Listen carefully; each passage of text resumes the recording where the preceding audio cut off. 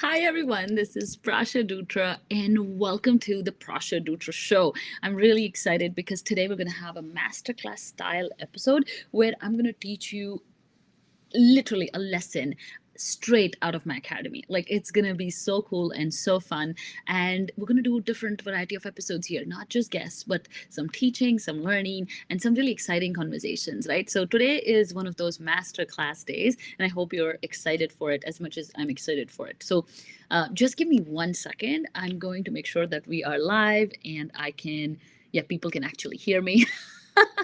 Because I remember that happened. So I'm going to make sure that it's all streaming fine. If you are here, feel free to tell me if you can hear me. Okay, I think you should be able to hear me. I think it's all good. Okay, great. Um, Another thing I want to share before we get started is that this podcast is currently live on LinkedIn. We're having some really raw conversations, raw discussions, but in a few weeks, it's going to launch on all podcasting platforms. We're going to elevate all these videos. We're going to have some really cool editing, and then we're also going to have some reels and stuff coming out of it. So we're working on a full-blown, post-production work on our end. So stay tuned, and I'll be happy to share the dates and the links and all those cool things. So in case you're not able to find us on iTunes yet, stay tuned and we'll be there. Okay, so now let's get started. Let me share my screen. And today's workshop is going to be, before I share my screen, so today's workshop is going to be about how to elevate your conversations and communication so that you can get a 200K job. Okay, not only 200K job, but beyond that, because I have a client who recently got a 200K job. Actually, I have 3 clients who recently got some really cool jobs, and all 3 of them, post the job search, needed this training the most. And the clients who are ahead or who are behind in the job search also needed this exact training the most, because communication is the key to success. Like if you can communicate better, you can get the job that you want, you can stand out of the crowd, and then once you get the job you can be really successful at it. Because I'm sure you don't want to get into a job and then get fired, right? Because you couldn't communicate your way through it, because you were not ready for it. In fact, I was talking to somebody yesterday and they were telling me how much their communication skills get in the way of their success. And they were telling me they can do more. She was telling me that she's going to do more in technical stuff and more certifications and more courses. And I was like, but what's the point of doing all of that if you can't even communicate it? So communication is actually the key to success in high performing careers. And I feel like when it comes to women communicating, when it comes to introverts communicating, there is not a lot of good material online. At least I haven't found it. And I also think that sometimes people think communication is not something that can be taught. It's just something that you have as a trait. But that's not true. It can be taught, and it can be taught really, really well. And so that's what I want to teach you today. I feel like this is going to be a paradigm shift for a lot of you. And I promise you'll be able to use it right away. In fact, we did this workshop in the Believe in Your Brilliance Academy just a few weeks ago, and it was received with so much excitement, and people were like, oh my god, this is such great content. Now I also have to give credit to the people who have taught me this, and I learned it from my coach Jessica Vieira, who is a feminine sales coach, and she taught me parts of this, and I knew the other parts of it, and I read about the other parts of it, and I did some research, and I kind of pulled it all together. And I wanted to use it in context of job search, especially for women in male dominated professions and women in STEM, because there's a certain amount of bias that comes with being a woman in STEM. There's a certain amount of bias that comes in with being a woman of color in STEM. And unless you really hone in on your communication skills, you can never, ever really get ahead of the game. Okay. And so to get ahead of the game, you have to start thinking about communication very differently. And you need to make these changes very quickly, because if you don't make changes quickly, same thing, you're going to stay stuck. Does that make sense? Okay. Now, today I am Coach Prasha, not podcaster Prasha. So please ask me questions in the chat. Every so often I'll be looking at the chat as well and hope I can answer your questions. I'll be here for about 45 minutes or so. And so in case you wanted to stay back after the training, we're not going to do the whole training, but we're going to do a big part of it so that you can get some value today. Okay. And yeah, we'll go from there. If you have any questions regarding the work that I do, the training that I'm presenting, want to learn more about the Believe in Your Brilliance Academy, then all you have to do is DM the word career, CAREER, on any social media platform, Instagram, LinkedIn, wherever you want to. And once you send me the DM, we will get back to you and help you in your 200K job search journey, in your next big goal, like whatever it is that you're working on. Okay, I hope that makes sense. Now let's get right into it. So I'm going to share my screen, and this presentation is going to be a Word doc. So I'm just going to be sort of reading through that Word doc and switching between the screens every so often. Okay, so let's do this. Okay, hold on. I'm going to share my screen. Let's see. And I'm going to check on the other side if the screen is being shared. So give me 1 second before we get into it. All right. I don't know if you can see my face. I've never used the screen share option on Restream. So let's see how it looks. Okay. It's showing up on my feed. Oh, that's pretty cool. So it doesn't show the whole thing. Pretty cool. I like it. I don't know if I make it bigger, what happens. Okay, I think it looks really cool because you can see my face too. That's amazing. So let's go through it. So I want to talk about feminine masculine communication for corporate success. It's a fun foundation course inside our program as well. So we're going to go through like parts of it, and I'm going to also look at the comments if you guys are sending any. But yeah, it's a really exciting concept, and I think you're going to enjoy it a lot. So what are we going to cover? So we're going to cover parts of this. So we're going to cover 7 communication beliefs you need to break. We're going to talk about what is feminine masculine communication. Maybe you've heard about it, maybe you haven't, and how to switch between communication styles in interviews and difficult conversations. And lastly, how to continue to develop your communication skills. Okay, let's see how far we get in the time we have. Okay, non-negotiables for all my trainings are you must be open-minded throughout the training. You should take notes and consume this training again and again. I'm making it absolutely free. Don't think of this as a fix for all your communication problems. And remember, it's a paradigm shift. It's a concept. It's an approach. It's not necessarily a it'll cure everything kind of solution. And remember to stay authentic as you implement these concepts. So as much as I want you to like learn from it, I don't want you to let go of your authentic self, which is really important. So focus on that, and I think you'll really learn from it. And the implementation will be much easier than trying to become someone else. Okay. Now, the disclaimer: when implementing these lessons, be sure to follow through with as many exercises as possible. If you skip, you will not be able to use the concepts well. Practice. Again, there's no other way to change. So I hope that makes sense. Now let's go into, and this is more so for the people in the program, but yes, if you learn something, make sure you implement it. Otherwise, what's the point? So the first thing in all of this is the 7 communication beliefs you need to break right now. So by this time, you probably know that everything starts with beliefs. So this is big in my academy. My academy is called Believe in Your Brilliance Academy for a reason. And the reason is that belief is everything. So if you don't believe in yourself, nothing is going to work for you. I'm telling you, nothing. I use this equation: action times belief is equal to result. And if belief is 0, no matter how much action you take, you're not going to get any results. Okay, so beliefs are a big part of any change or any progress or any success. So I want to share with you a story of a lion. Okay, I'm sure you've probably heard of this story. A lion who was raised amongst sheep, and for years he did not know he could roar. Then one day, another lion spotted him in the sheep herd, and he told him the truth. You are a lion, not a sheep. You can roar just like me. The lion didn't believe him. Then the other lion took the other lion to the river and showed him his own reflection in the river water. The moment of truth for the lion was to finally see who he really was. And instantly he let out a loud roar. He finally sounded right. He claimed his voice and identity. Then I'm guessing he also ate all the sheep. Like, probably. Joking. I don't want to hurt anyone's feelings. I hope everyone live happily ever after. But the point of this story is that as a woman in STEM, you've been raised around men, right? And you've forgotten your own voice, your roar, right? You have embraced the masculine form of communication so much that sometimes you can't leverage your actual superpowers. I am the other line in your story, someone who can see what makes you you.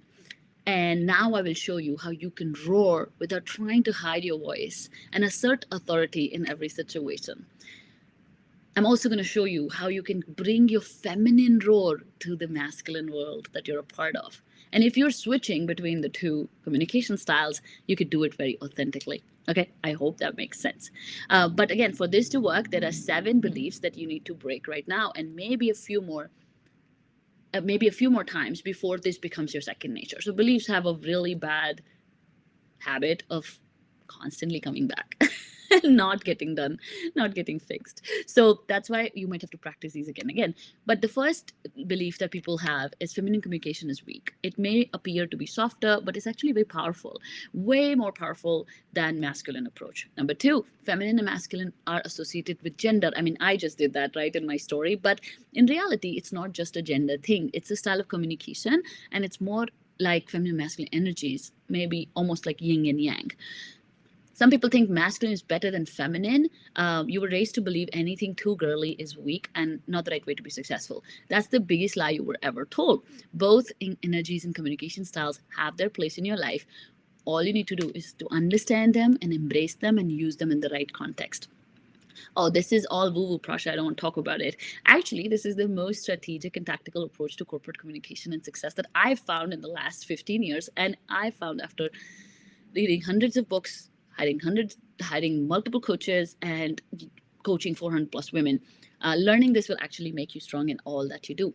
Number 5, I don't need to be more feminine. I just need more technical skills. BS. Your technical skills only won't get you anywhere in life, especially as you climb ranks in corporate America. You need a balance of masculine and feminine communication to be successful from this point on. Number 6, just tell me what to say in the interviews. I wish I could, but unless you become good at reading rooms and using best communication tactics, you can't be 100% confident in interviews because not all interviews are the same. And number 7, I'm an introvert, so I don't even like talking. This won't work for me. More BS. You use your introvertedness as an excuse not to grow. Sometimes you do, but the truth is you can't grow by avoiding conversations and avoiding public speaking. You must learn, lean in. You must lean in and learn these skills to get anywhere in your life. Or you can quit right here and stay stuck. I hope that makes sense. Now, let's see if you have any questions, any comments coming in. No, not yet. It's totally fine. Let's go to the rest of the training. So, step number 1, what is feminine masculine communication? Let me explain it with a story. By now, probably know I love storytelling. So, my client A, her name was A, got a performance improvement plan from her male manager. The manager went on and on about how she had failed to deliver on so many goals. During the conversation, A lost control and burst into tears. She just couldn't handle being accused of such false allegations. She was not able to breathe. The manager told her to calm down. I'm sure this has happened to you. This is not just a story. This I've seen happen to so many of my clients where the emotions just erupt and they just feel like accused and they can't understand what they are hearing, and it's a really really emotional situation for a lot of people for performance reviews. And in spite of her reaction, the manager kept going. So the manager was even like less empathetic. He said, and I've seen this with female managers too, by the way. Female managers also do this where they'll just tell them that this is a performance improvement plan, and my client or a person on the other side would go like, oh my god, I can't believe it. And women in particular sometimes can have a bigger surprise to it, because women are super high performers a lot of times. And I've not worked with a lot of men, so I can't comment on that. And that's why I'm talking about men and women in this context. I don't mean to discriminate it by any means, but her manager told her to calm down. In spite of her reaction, the manager kept going on with the report. So the manager also didn't have any empathetic leadership. So she left the meeting feeling unheard, uncomfortable, and broken. When she shared this recording of this call with me, I told her that even though this is serious, the actual call was just a miscommunication because of the 2 different communication styles that she was using. The male manager was using masculine communication and she was using feminine. Okay, what is the difference between the 2? Masculine is analytical, power focused, shorter sentences, numbers and graphs, focused on the outcome, assertive, data focused, structured, detached, and logical. Feminine is emotional, intent focused, maybe longer sentences, storytelling, focused on the process, collaborative, empathetic, flowy, organic. It feels great. So when her manager was trying to go over the data that qualified her as an underperformer, she was talking about her feelings. And this happens all the time. I feel like this is one of the biggest reasons for the biggest miscommunications I've ever faced. In fact, Charles Duhigg wrote in his book, Super Communicator, that most conversations would work well if people just understood the communication styles and asked more questions about what is this really about. So for my client's manager, the conversation was about her performance numbers not meeting. But for my client, the conversation was about how hurt she is from their evaluation. So she wasn't even talking about the evaluation. She had moved on to feeling the feelings, so she couldn't even process the data that was given to her.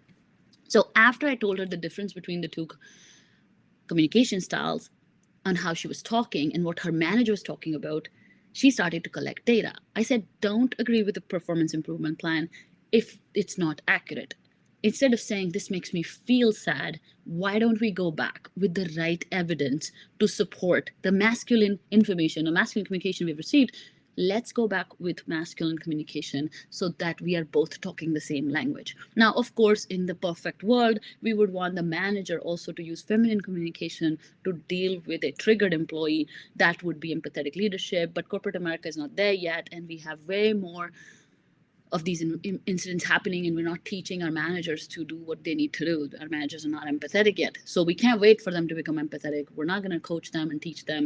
We're going to coach you because you're here and you're listening. So what can you do? That's what I always teach. Okay, so once we did that, I said, let's collect all the data. Instead of getting frustrated and going further down in her feelings, she took control, balanced the two communication styles. First, she created a thorough report with evidence that she had actually met all the goals and expectations. Then she took her feelings back to HR, backed them with logical proof, and then she tackled the triggers with her therapist, with me, and she was supported and heard from our sides, and we helped her a lot. She did not expect her company and managers to understand her feelings. She had the support system for all those feelings, but she did express her feelings so that people know how she feels because of all the data she had collected. What happened in 3 weeks was incredible. All her data pushed the company to launch an investigation into her manager and how he has been not really good with her over the months, and they withheld her PIP, so she won't lose her job. Because she switched and balanced communication styles. So she was able to get out of a situation where she would have been let go like the next day or the next week, but then this helped her buy some time because she's also on a visa. So this is the power of understanding communication styles. People who use one form of communication more than other struggle with processing the other communication styles. So meaning if your dominant communication style is feminine, you probably don't understand data really well, or you don't appreciate a data-driven conversation. If your style is masculine, you don't appreciate feminine. It's just a weird human thing. In reality, we should all have a balance of both, but to get to that balance, we have to practice it. We have to be aware of it, and that's what this training is about. So this also messes up with active listening. So what happens is when the manager was talking about data, since her dominant side was feminine, she was feeling feelings. So what happened was she couldn't hear anymore. Her brain was thinking about all the things. Her emotions were high. Her central nervous system was on fire. She stopped listening. As soon as she stopped listening, that's where communication has actually stopped. Because now if you're not listening, it's not processing. Same way, her manager shut down because her manager was talking in data and she started crying. And so the manager is also not listening to her and he's just talking. And that happens all the time. It creates a lot of frustration for both parties, and it's not helpful to anyone, because the minute you lose listening is when the communication has effectively ended. So you must be present, you must listen.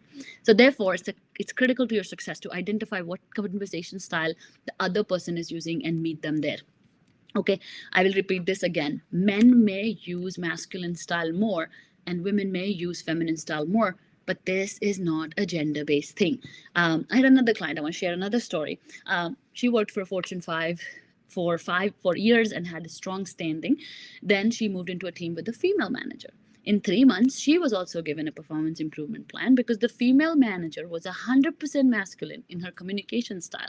My client S didn't understand what was going on as she was so used to a male manager who used feminine communication style. So this literally shook her, and she didn't have enough data to support her stance. She was an active client when this happened, so as a friend, I told her to collect lots of data points. She worked on it, but was laid off eventually because she didn't fully understand the difference between communication styles. So I'm not claiming that this is the end all be all, but I'm saying that without understanding this, you will always be frustrated and never move forward from conflicts like this. This is the same thing in interviews as well.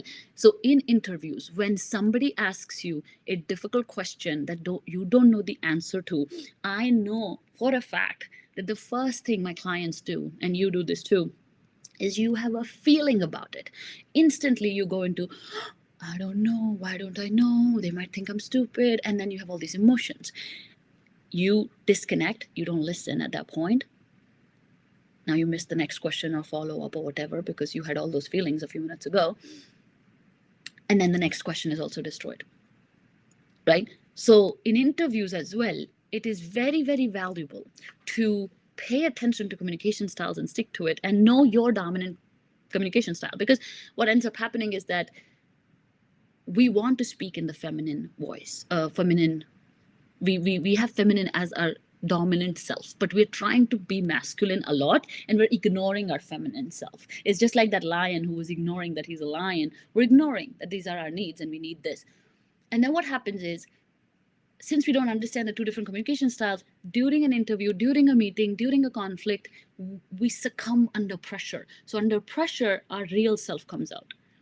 And the problem with that is that self comes out at the wrong time. So same thing with the manager, right? So if the manager is total masculine, the client is feminine.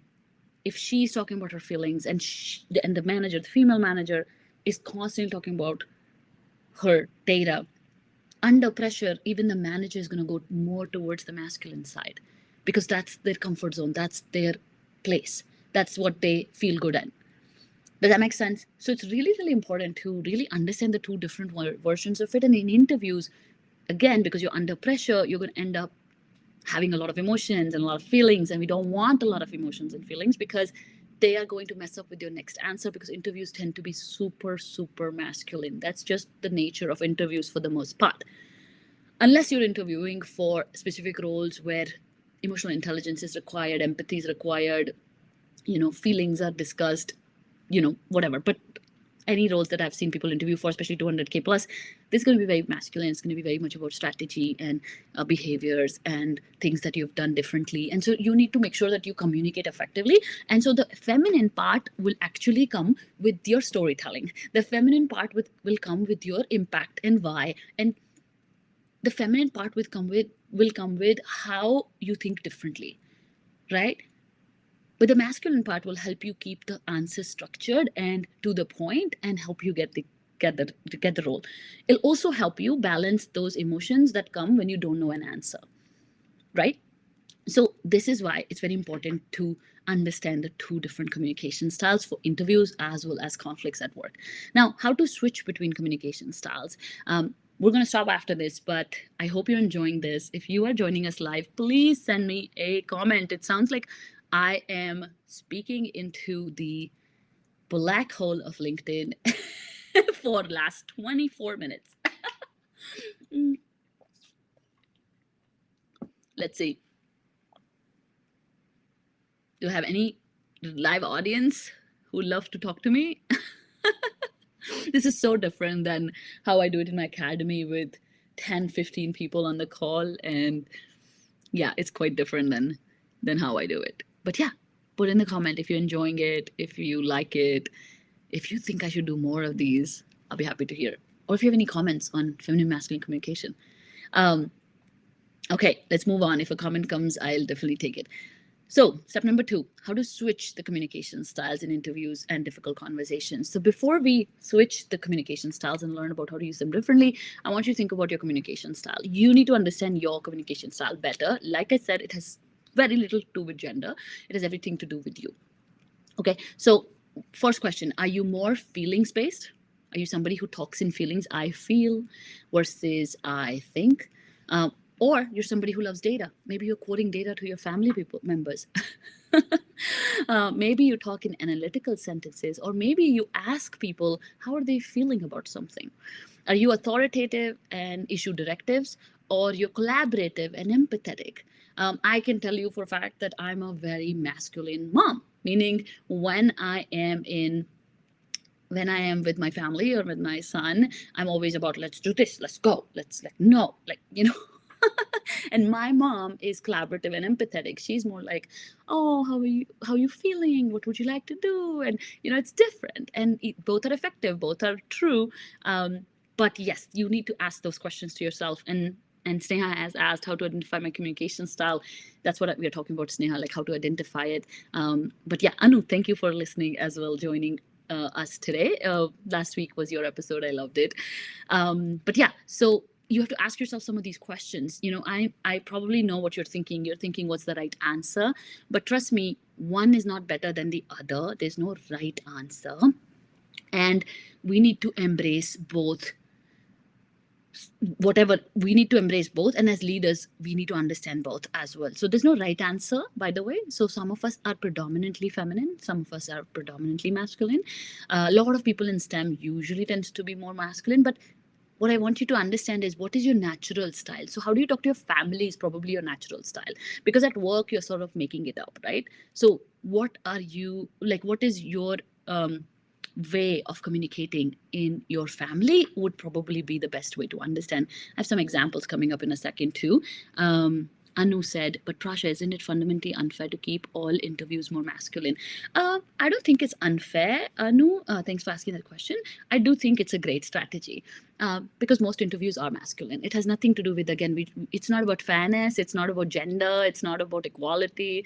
It's simply the structure of the conversation, right? Like, so it's almost like there is a decorum for everything in life. So when we go to interviews, the decorum is masculine in terms of what is asked of us and the structure of it and what is the intent of that conversation. But if we go to a therapy session, it's intended to be feminine, right? So I don't think there is any fairness here. It's just simply how it's structured, because an interviewer would appreciate data and impact numbers more than he would appreciate how you feel about something, right? So bringing emotions into it might just confuse people, and it also will not land properly because the person in front of you has come with a set of questions and they have a structure and they're super masculine and they're like boom boom boom, tell me the answers, let's move on. And so you could still tell stories, right? Like I said, storytelling, if you weave that in, that's going to make it really nice and feminine. It's going to make it flowy, it's going to make it organic. Turn it into a conversation instead of Q&A. Those are the ways to bring in the feminine side into interviews. But in general, it's a good rule of thumb that they are going to be more structured, and it's good to leave your feelings outside the door, because if you bring your feelings, it's probably going to mess up way too many things. So, and especially it's going to trigger you, right? So that's the problem. When somebody asks you a question and you can't answer it right away, if somebody asks you a question, you can't answer it right away, you tend to feel the feelings, and that feeling will take you out of the interview and you'll definitely not get the job. So I want you to avoid that at all costs. And then when you come home, you journal, you talk to your coach, you talk to your therapist, you work through the feelings. So we're not saying to ignore your feelings. We're saying there's a time and place for those. And switching between communication styles can help you balance the two. So I hope that answers your question, Anu, but it's definitely not about fairness or anything like that. It's simply about getting the best out of a conversation without falling into a miscommunication trap. That's what this is about. So when you're thinking of your communication style, don't overthink it. Just write down your dominant communication style. So Sneha, let me know what comes to mind when you think of your dominant style. Are you more feeling based or are you more data based? Are you somebody who's a lot about empathy and emotion, or are you somebody who's more about strategy and numbers, right? So let me know. It is not that complicated, and also you will have different types of styles throughout your journey, but one of them is, I'm telling you, is going to be very, very what do you call it, dominant. So like I said, even when I'm talking to my family, my dominant style is masculine, right? In fact, my dominant style is so masculine that when I'm talking to my coach or a therapist, I find it hard to talk about my feelings because it's not my dominant communication style, right? So Sneha, you're probably more feminine, which is totally fine. Feminine communication, not that you're a more feminine female. I'm just saying feminine communication. All right. So once you have it, let's see how you can create that balance, because it's all about balance. It's not about one over the other. It's not about, oh, you suck because you have masculine communication style. No, it's about the balance. Okay. So I invite you to start by, I know this can be very controversial. Maybe saying it on LinkedIn would not help either. But I'm actually going to take this away. So you can record your next manager one-on-one and you can re-listen to it back to back. Inside our coaching, we might have our clients do it for us so that I can listen to it and I can help them. But you can do that and have real life examples of how you could have balanced. So if you were in the academy, I could help you with it. But if you're doing it on your own, just see if you can record a few of your conversations and listen back to them. And I promise you, it'll jump at you. And then again, here's a cheat code of like what type of communication styles to use in different settings. Manager one-on-one would probably be very masculine, because if you stay masculine in a one-on-one, I promise you, you will get promoted faster. Because instead of talking about your feelings and a lot about like day-to-day nonsense, you'll be able to organize the data, put it in a right format, show them how you're adding value, and then get promoted fast.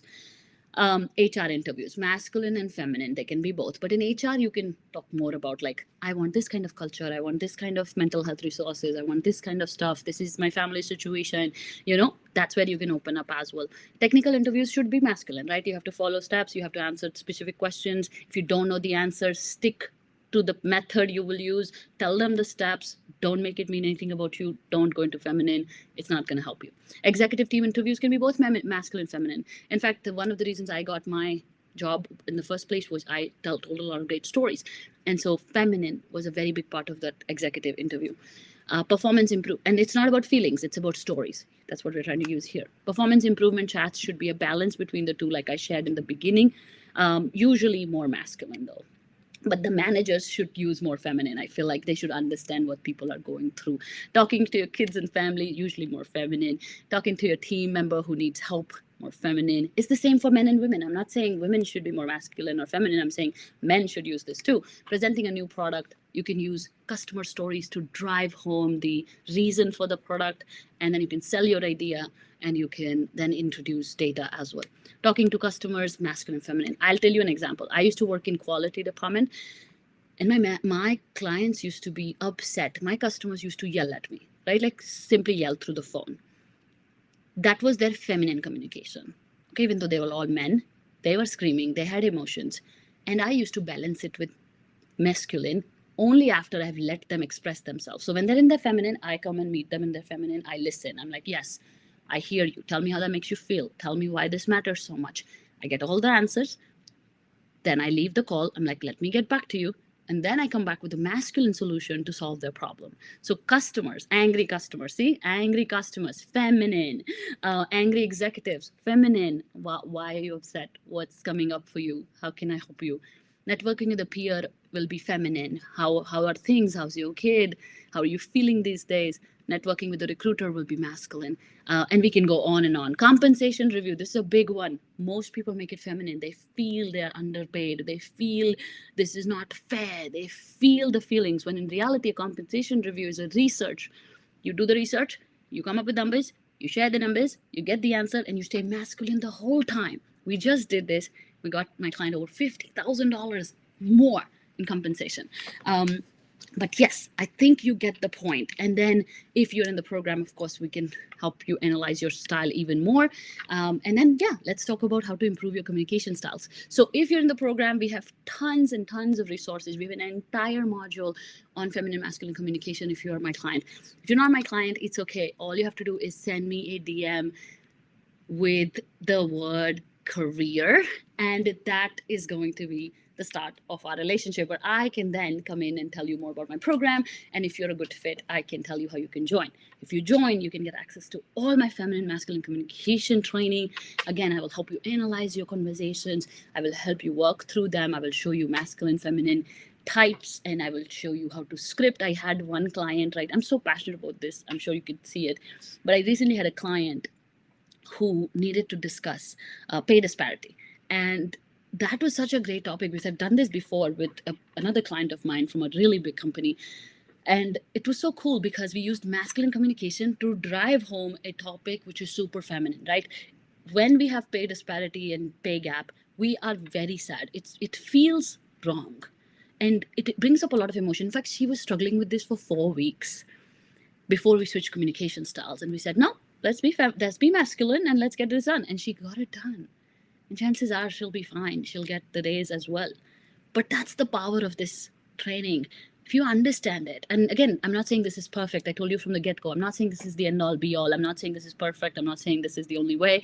I'm just saying think about the situations you're in and think about the styles of communication you can use. And these are the two unique ones that I've recently been using for at least 12 to 14 months now in my communication, my sales calls, my coaching calls, and I've been finding it really, really great. And it has been working really well for me and my clients in many different situations. So I hope this was super helpful.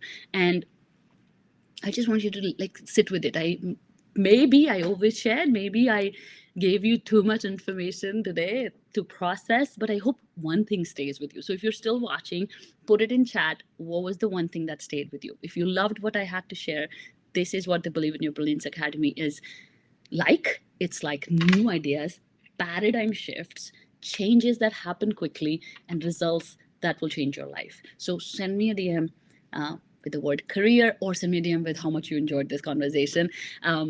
And we'll go from there. And now I'm going to read some comments. Thanks for everyone who helped me get some engagement today. Pradeep said, it was good to understand it's about mindset when everything goes against one, as in this case, finding support systems and finding strategic strategy towards, I didn't understand the last part, but okay, I love it.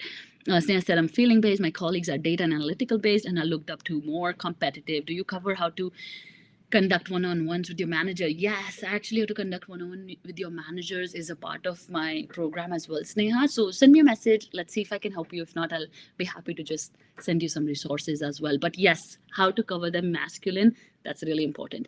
Like your colleagues are more masculine, Sneha, maybe when you speak to them, you can also be more masculine. And then the feminine is going to be a part of your brand. That's your authenticity. Okay, that's why I told you, don't just mindlessly use this, use it in your flavor. Okay, and next time when you're having a lot of feelings, make sure you journal them or put them, or deal with them with your therapist or deal with them with your coaches, but don't bring them to the one-on-ones, don't bring them to the team meetings, because then what happens is you don't pay attention and you cannot participate. One other thing I would say, Sneha, and anybody who's dominantly feminine, is that the biggest feminine superpower in communication is active listening. Like I said, empathy, phenomenal superpower. But if you have your own emotions, then you cannot be empathetic because you're not caring about the other person. You're not listening to the other person. So what you can do, Sneha, is to help them and to balance the feminine masculine with your colleagues is like when they're sharing data, you can simply listen and absorb. And then when you understand all of it, then when you tell it back, either you tell it back to them or to a team, maybe you can use forms of storytelling to sort of weave everything in so that you stand out as the real deal. It's okay what people think of them because that's normal for STEM world because it's super masculine. But a lot of female leaders will tell you that the way they have succeeded is by making their own flavor of masculine communication balanced with feminine. So if they are only masculine, they're not going to stand out. But if you're masculine and feminine, you will. And that will include very good active listening skills, empathetic skills, question skills, asking good questions, and really genuinely caring about other people. Because a lot of times, masculine communication does not always consider other people's feelings. So if you can do that for people, I feel like you can transcend these issues at work. But yeah, if I get a chance to coach you, I will help you with all those scenarios. I love it. Send me a message. Anu said, every session, as always, Prasha, I know where my femme masculine communication balance is tilting a bit. Love it. Awesome. Pradeep, if one not to the answer, maybe due to stress, situation, atmosphere, what would be the best answer one can give? Are we talking about? Okay, so Pradeep, I don't know the full context of the situation. Um, but I feel like when you are in a very volatile situation where it's like a toxic team, or somebody's yelling at you, or somebody's saying things that is making you really, really, really upset, and you're like really in those feelings and you can't switch them off and you can't move to masculine, my 2 cents is always to follow the 24-hour rule. So you basically use that time to stay in your feminine, listen to the person talk, let them scream, let them yell, let them give you whatever they need to do, because they are in their feminine, so they are freaking out, right? Like, so if you try to either come in with your feelings, then it's going to go nowhere. But if you try to come in with your masculine, it's still not going to go anywhere. So when somebody's upset, like I said, in angry communication, angry customers, you simply just stay in your feminine, allow them to speak, take notes, be quiet, be empathetic, do all of that. Once you have done that, then you take a 24-hour pause. You don't need to respond right away. Even if they want you to respond right away, you should not respond right away. It's most of the times you have certain rights in a lot of these situations. So take your time. Be like, I'll get back to you in 24 hours. Right? It's too much for me. I really need to step away. And that's okay. And then you take all that information, you step away, and you build a plan. 24 hours, you build a plan, you do your research, then you come back with masculine next day. And that is going to help you come up with the best answers, but it's also going to help them balance their feelings that they were feeling the other day. The masculine is going to help that. But in that moment, there's nothing you can do. If somebody's screaming at you, if there's very too much stress, it's best to listen rather than feel, right? So listen, be empathetic. Okay, I see what you're saying. You're feeling all these feelings. Tell me more.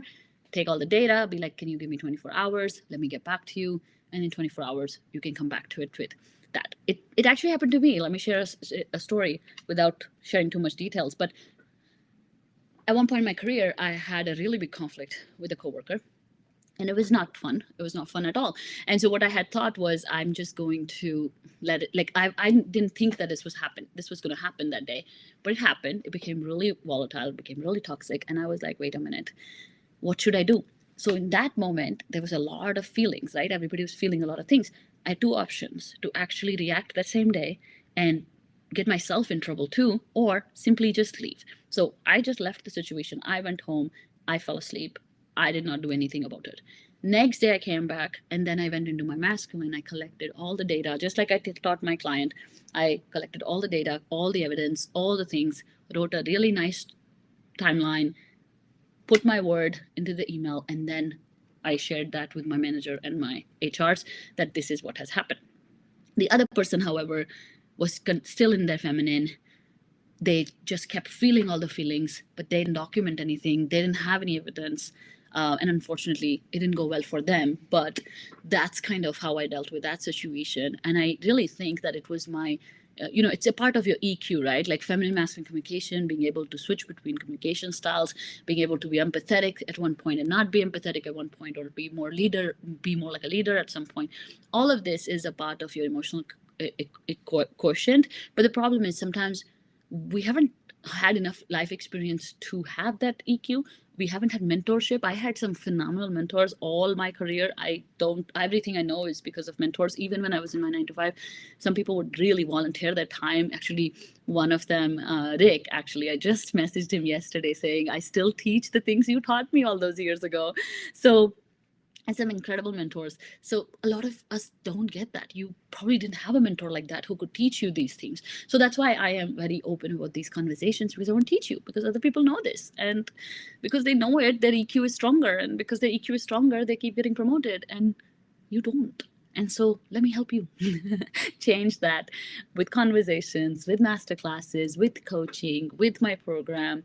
Whatever I can do, I can totally I will totally go above and beyond to help you with it. Okay. So yeah, with that being said, I think we are almost on time. Pradeep just gave me an explanation of If you do not know the answer, oh, maybe due to the stress of the situation, what should be? Okay, yeah, that's fine. Pradeep, that's regarding the interview. I understand. So what you should do, yeah, it's okay if you don't know the answer because you're in stress. That's what I'm saying.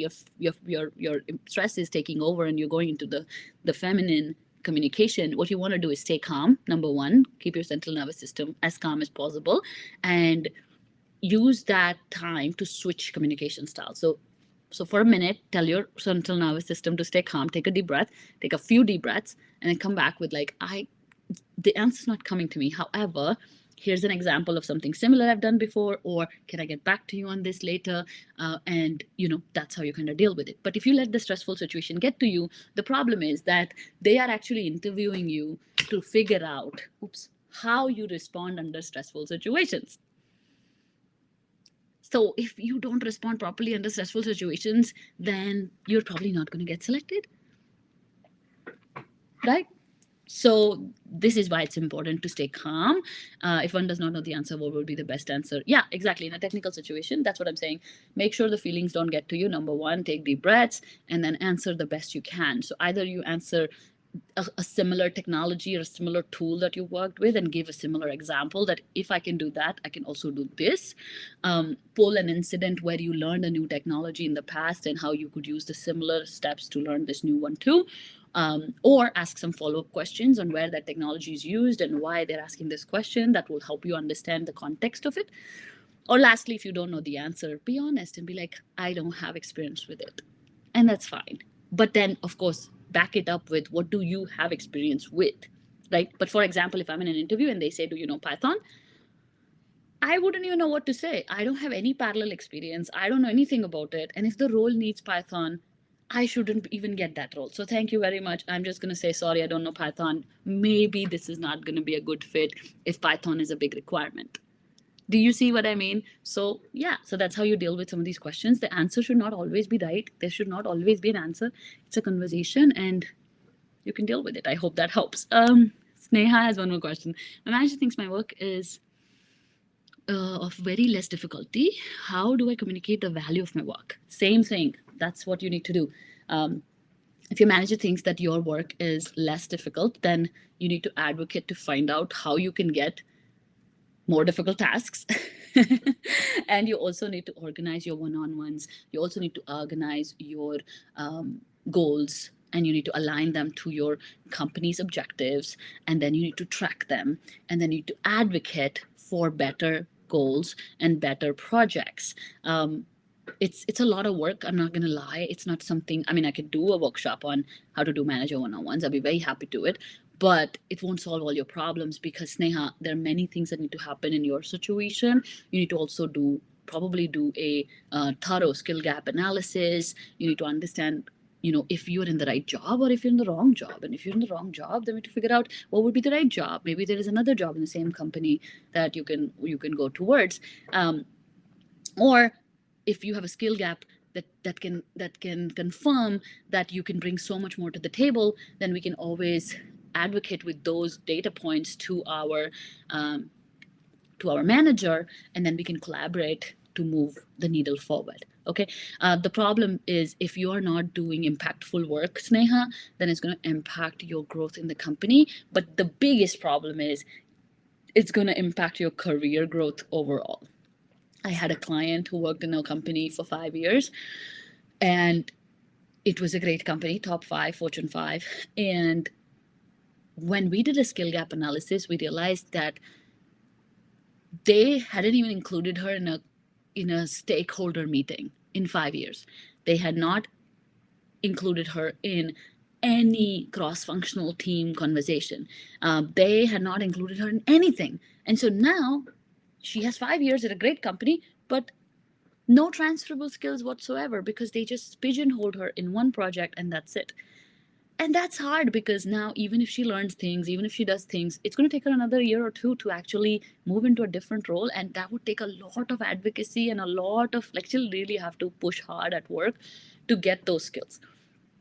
So to stay stuck in a role where you are not using your balanced properly and it's not aligned with your career goals is very disastrous, because it can cost you a lot of money in the long run. It can cost you your entire career if you are not paying attention to that. So yeah, in the program we address all of that. We address the skill gaps, we address clarity, we address career ladders, we help people build career navigation plans, we help people figure out what would be the next role, and we help you accomplish that goal as well if that's what you wish to do, regardless of what that is. If you want a new job, or if you want to stay in the current job and deal with your manager and get a promotion, whatever it is, we can help you with it. Okay, so with that, I'm out of time, but I really appreciate you joining. But this is my 200K communication strategy, feminine masculine communication, really honing in on how you're showing up in the interviews, really honing in on what type of communication style the person in front of you is using, and really driving home the success of a conversation is very, very, very important. Okay,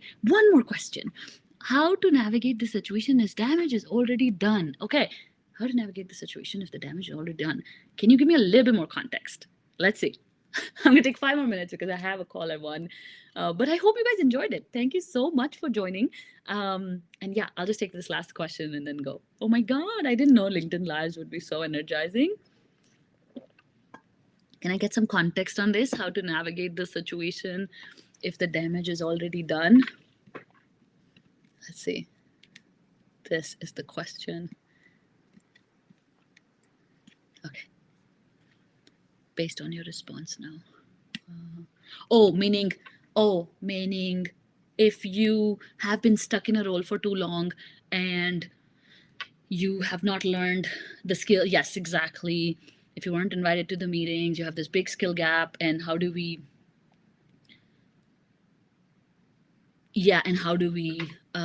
skill gap analysis if you weren't invited to the meetings? Yeah, exactly. So it's fine, Sneha, that you can actually come. Like I said, you can send me a message. I can tell you how my process works. We can get on a career. I usually do a career strategy call. It's totally free. I can go through some of these pointers with you of like what's going on in your current situation, deep dive into what's happening, and give you a pathway if I can help you. But you can get out of that situation for sure. Like even my client that I was talking about, we had created a plan for her, and she interviewed for some of the big companies, but she had a life situation change, so she couldn't move forward with it. Something changed in life. They started to grow their family and stuff, so she decided not to go with that job. But she now knows what would be the best next roles for her. She now knows how to get out of the pigeonhole. She now knows how to manage a manager, and she's advocating at work as well to get more of those projects and get more of those skills built. So yeah, so we could totally help you with it. It's just going to take me assessing your career situation in depth. And yeah, that's why if you guys send me a message, career, the word career, and give me a little bit more context, we will chat, and then we'll see if the call will help you. And it's a totally free call, so I'll be happy to do that. And yeah, thank you so much, ladies. I was very emotional, but now I'm very resilient. I love that for you. There are 2 Snehas here, but yeah, thank you so much. And yeah, I really appreciate you guys joining, and I will see you next week on the Prasha Tutor Show with a phenomenal guest, actually one of the biggest names in Instagram, really big on LinkedIn. She's a LinkedIn instructor. Okay, I'm going to just like drop a bunch of clues. She's a great career coach for international people, and she's a really good friend. So I'm very excited to be interviewing her. So stay tuned. I'll make the announcement in a couple of days, but I'll see you next week, Wednesdays at noon. Take care. Bye.